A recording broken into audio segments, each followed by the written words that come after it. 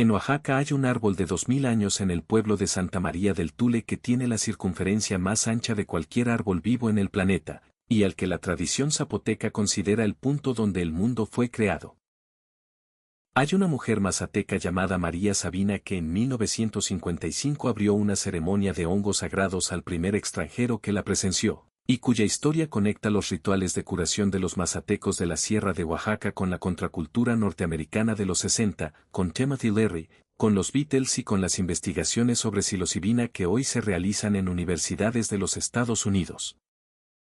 Y hay una zona de la Mixteca Alta que alguna vez tuvo uno de los bosques más densos de México y que hoy tiene el aspecto de un paisaje lunar de cañadas sin árboles y suelo erosionado hasta la roca, resultado de siglos de deforestación que ninguna reforestación ha podido revertir del todo.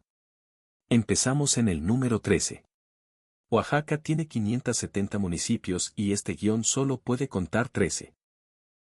Antes de adentrarnos a esta aventura, no olvides suscribirte al canal y comentar qué otro estado te gustaría que mostráramos.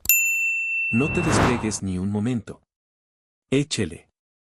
Oaxaca ya tuvo en esta serie su guión de los lugares más extraños y desconocidos, con Monte Albán, el mezcal, los trajes de Tehuana y el hierve el agua. En este guión vamos por lo que ese primero no alcanzó.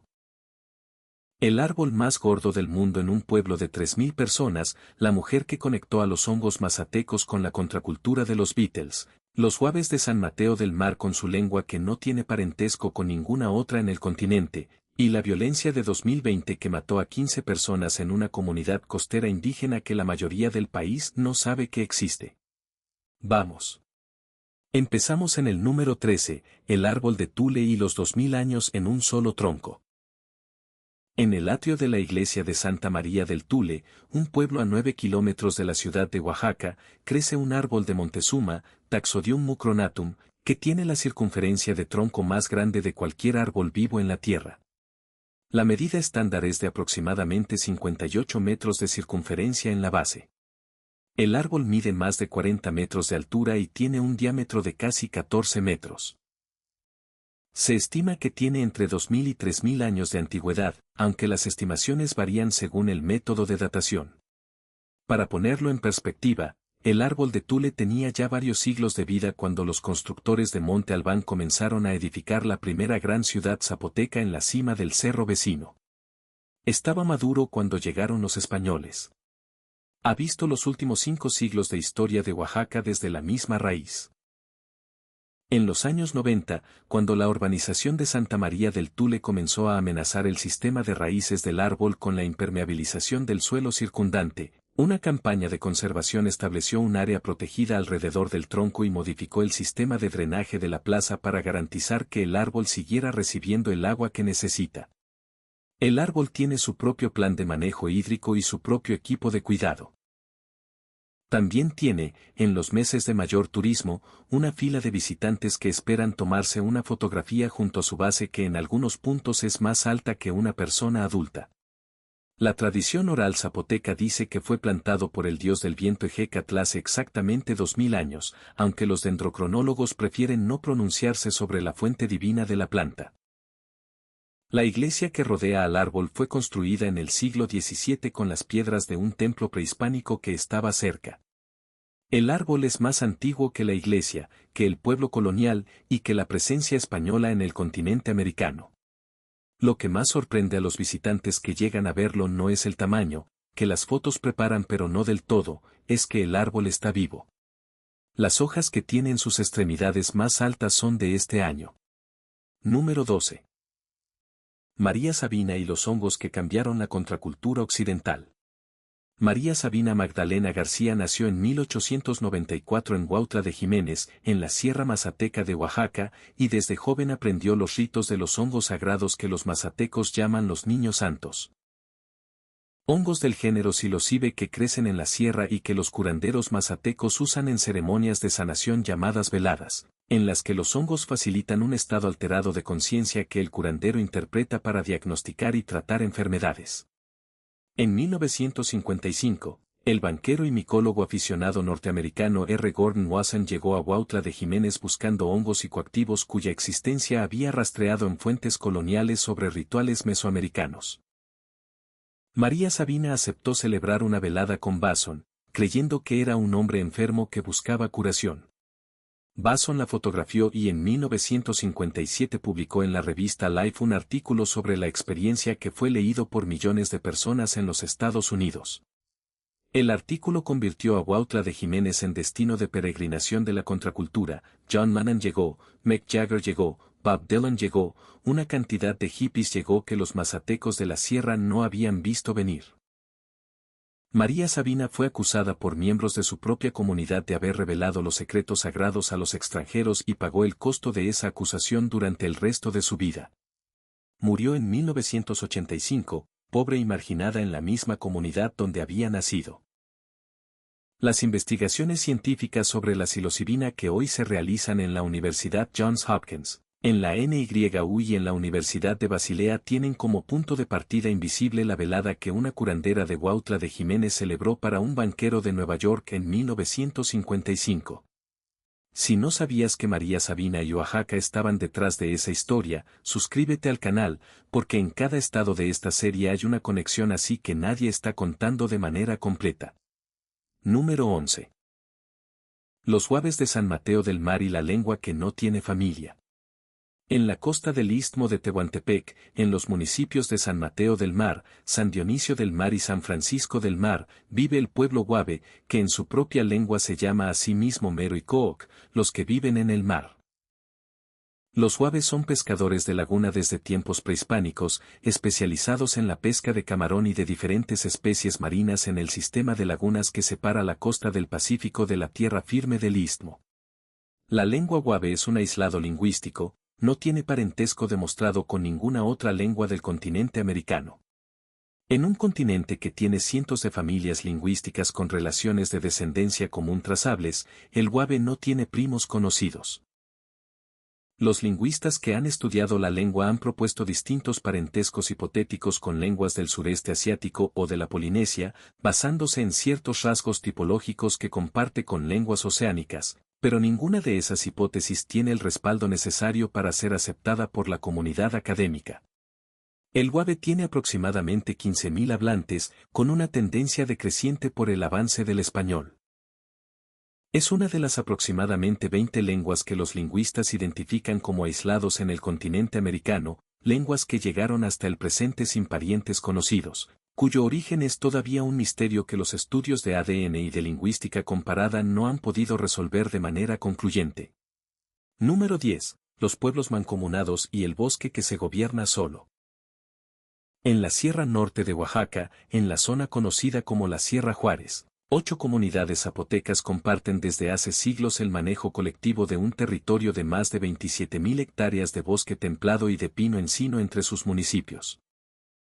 Los pueblos mancomunados de Ixtlán de Juárez, Capulalpan de Méndez, La Trinidad, Ixtepeji, La Chatao, Yagavila, Amatlán y Coajimoloya se establecieron formas de gobernanza compartida de sus recursos naturales que los antropólogos que las estudian describen como uno de los modelos más exitosos de manejo comunitario de ecosistemas forestales de toda América Latina. El bosque de los pueblos mancomunados tiene una densidad de biodiversidad extraordinaria para una zona de tan fácil acceso desde la ciudad de Oaxaca, pumas, jaguarundis, venados, coyotes, más de 100 especies de aves. Los municipios han desarrollado empresas de ecoturismo comunitarias que los propios habitantes gestionan, con cabañas, senderos y guías que son miembros de las comunidades. El ingreso del turismo se queda en las comunidades. El bosque permanece. El modelo es tan exitoso que distintos organismos internacionales, incluyendo la FAO y el PNUMA, lo han estudiado como referencia para otros países. Está a unas 2 horas de la ciudad de Oaxaca. La mayoría de los turistas que visitan la ciudad no llega hasta aquí. Número 9. El sitio de Yagul y la cancha más antigua del Oaxaca prehispánico. El sitio arqueológico de Yagul, a 36 kilómetros de la ciudad de Oaxaca en el valle de Tlacolula, fue un centro político y ceremonial zapoteca que alcanzó su máximo desarrollo entre el año 500 y el 900 después de Cristo, en el periodo en que Monte Albán comenzaba su declive. Yagul tiene una de las canchas de juego de pelota más grandes del estado de Oaxaca, un palacio con varios patios y habitaciones que da idea de la escala de su gobierno en el periodo clásico tardío, y una posición en un cerro que domina el valle de Tlacolula con una vista que los estudiosos del sitio comparan con la posición estratégica de Monte Albán sobre el Valle Central. Lo que hace a Yagul particularmente extraordinario no es solo la arqueología sino el contexto en el que existe. El sitio está rodeado de nopales y agaves del Valle de Oaxaca, con las ruinas integradas en el paisaje vegetal sin el trabajo de limpieza y presentación que tienen los sitios con mayor turismo. Las iguanas, los conejos y los saltamontes que habitan el sitio lo frecuentan con la misma indiferencia que tendrían si no hubiera turistas. Yagul fue declarado Patrimonio de la Humanidad de la UNESCO en 2010, dentro de la categoría de paisaje agavero y antiguas instalaciones industriales del tequila, por la asociación entre el agave y los asentamientos humanos del valle. Recibe una fracción mínima de los visitantes de Monte Albán, que está a menos de una hora de camino. Suscríbete si ya tienes en mente cuál de estos lugares visitarías primero, porque los comentarios de este canal son los que deciden qué estado viene después. Número 8. La Mixteca Alta y el paisaje lunar que fue bosque. La Mixteca Alta es la región del noroeste de Oaxaca, en el territorio de los pueblos mixtecas, que tiene las montañas más altas del estado y que en los censos de principios del siglo XX todavía tenía coberturas de bosque de pino y encino que los mapas forestales del INEGI de esa época documentan como continuas en grandes extensiones. Los estudios más recientes de la cobertura forestal de la Mixteca Alta muestran un paisaje severamente degradado, cañadas profundas con suelo erosionado hasta la roca en muchos tramos, laderas con una cobertura vegetal que es una fracción de la que el mismo suelo podía sostener hace 2 siglos. La deforestación de la Mixteca no ocurrió en un solo periodo ni por una sola causa. Fue el resultado acumulado de la tala para carbón y leña durante siglos, del sobrepastoreo de cabras en laderas que la vegetación baja ya no podía proteger, y de la agricultura de temporal en pendientes cuya inclinación hacía inevitable la erosión del suelo con cada lluvia. El proceso produjo lo que los ecólogos llaman desertificación, no exactamente un desierto, pero sí un paisaje donde la tierra ha perdido la capacidad de retener agua y de sostener la vegetación que podría recuperarla. El agua de lluvia que antes quedaba retenida en el suelo del bosque ahora corre superficialmente, arrastrando más suelo, profundizando las cañadas, haciendo la recuperación cada año más difícil que el anterior. Algunos municipios de la Mixteca Alta perdieron más del 80% de su población en el siglo XX por emigración, en parte porque el campo ya no producía suficiente para sostener a las familias que querían quedarse. La Mixteca Alta hoy tiene algunos de los proyectos de reforestación más ambiciosos de México, con viveros comunitarios y siembra masiva de especies nativas. Los resultados son modestos comparados con la escala del problema y con la velocidad con que el suelo sigue perdiéndose. Esto se pone más oscuro entre más subimos. Lo que sigue tiene fechas y nombres. Número 7. El conflicto de Oaxaca de 2006 y la muerte del periodista. En junio de 2006, el gobierno del gobernador Ulises Ruiz Ortiz ordenó un operativo policial para desalojar a los maestros del sindicato SNT Sección 22 que llevaban semanas ocupando el zócalo de la ciudad de Oaxaca en una huelga por mejoras salariales. El operativo fracasó, los maestros resistieron el desalojo y el conflicto escaló al formarse la Asamblea Popular de los Pueblos de Oaxaca, APO, que tomó el control del centro histórico de la ciudad durante meses. El 27 de octubre de 2006, durante los enfrentamientos entre manifestantes y grupos paramilitares vinculados al gobierno del estado, el documentalista estadounidense Bradley Roland Wolf fue asesinado de un disparo mientras filmaba los enfrentamientos en el barrio de Santa Lucía del Camino. Will era corresponsal de la agencia de noticias Independent Media Center y había llegado a Oaxaca para documentar el conflicto. Su muerte fue registrada en video por sus propias cámaras. La APO sostuvo el zócalo hasta noviembre de 2006, cuando la Policía Federal ingresó a la ciudad y restableció el control del gobierno del estado. El saldo del conflicto incluyó al menos 12 muertes. Ulises Ruiz terminó su periodo de gobierno en 2010 sin ninguna condena penal. La sección 22 del SNT sigue siendo uno de los sindicatos más activos políticamente de México. Número 6. Los Triquis de San Juan Copala y el pueblo que vive sitiado. San Juan Copala es una localidad del municipio de Santiago Juxtlahuaca en la Mixteca Alta de Oaxaca, habitada por el pueblo triqui. En 2007, la comunidad declaró su autonomía como municipio autónomo, siguiendo el modelo de las comunidades zapatistas de Chiapas, rechazando la autoridad del municipio de Juxtlahuaca y estableciendo su propio sistema de gobierno. La respuesta de las organizaciones paramilitares que operaban en la región, vinculadas al PRI local, fue un asedio prolongado de la comunidad, bloqueo de las rutas de acceso, disparos contra los miembros de la comunidad que intentaban salir o entrar, y en algunos casos ataques directos contra los habitantes.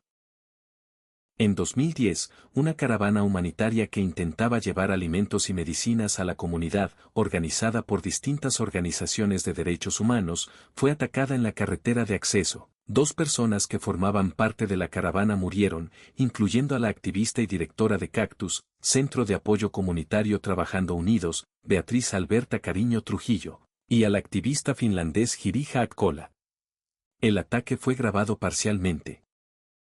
Los responsables directos fueron identificados.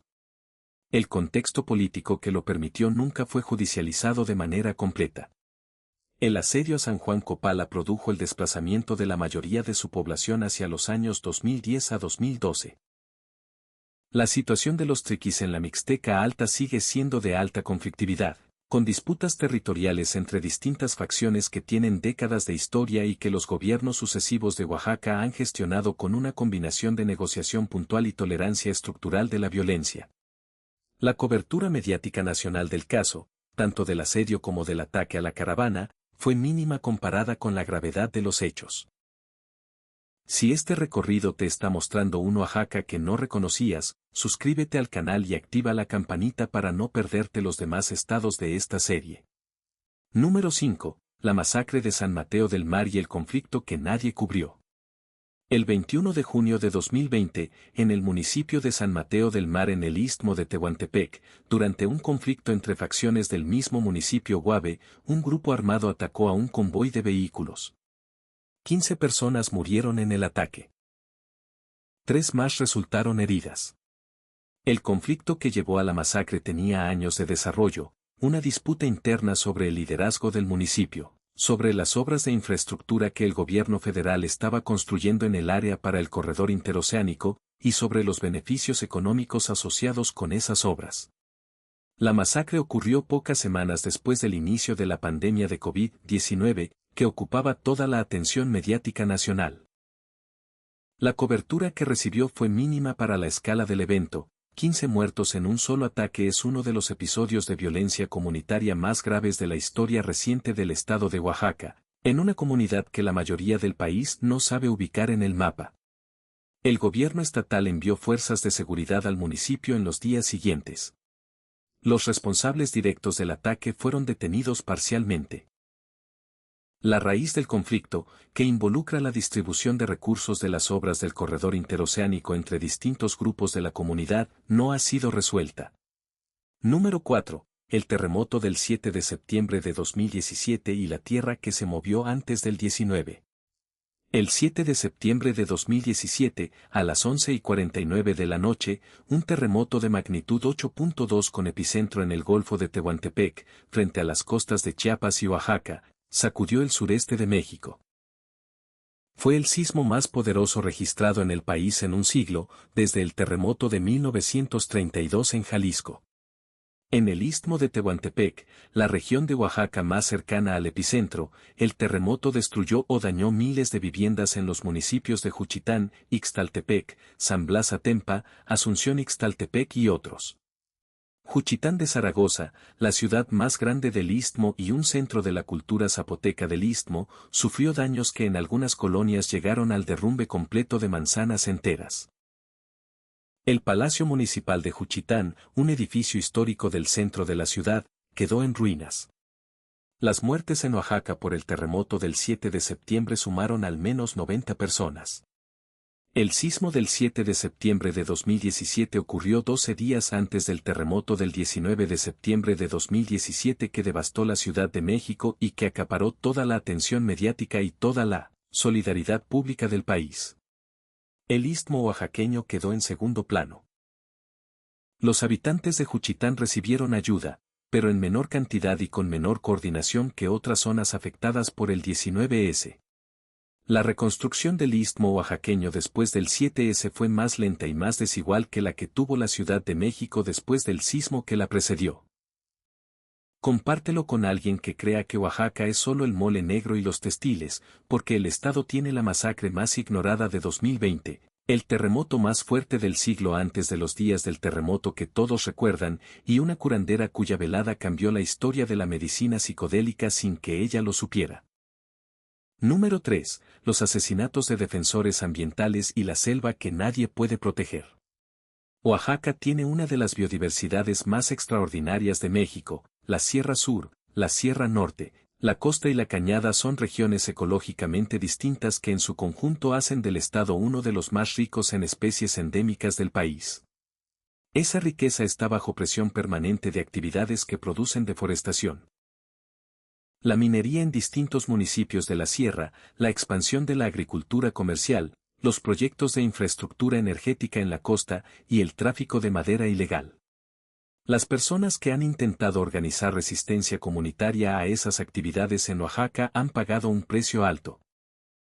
Global Witness, que monitorea las muertes de defensores de la tierra y el medio ambiente en el mundo, ubica a México consistentemente entre los países más peligrosos para esa actividad, y Oaxaca aparece como uno de los estados con mayor número de casos dentro del país.